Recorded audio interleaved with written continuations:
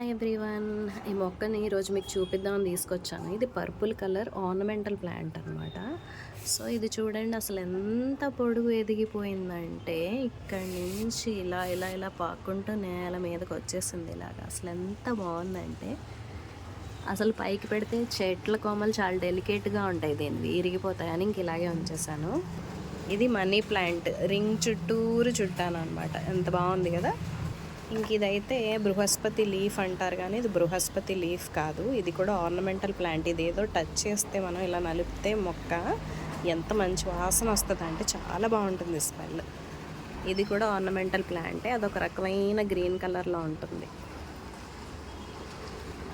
ఇదిగోండి, ఇదైతే చిన్న గ్లాస్లో పెట్టాను, అయినా కానీ ఎంత బాగా పెరిగిందో.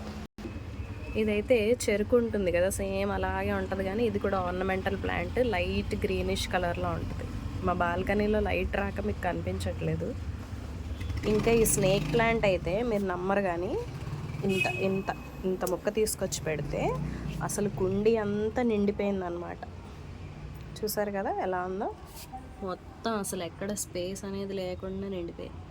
మొన్న అయితే రీసెంట్గా లిల్లీ బల్బ్స్ కొని పెట్టాను. ఈ లోపు ఇలాగ కొత్తగా లీవ్స్ వచ్చాయన్నమాట. పువ్వులు ఎలా పోస్తాయో చూడాలి.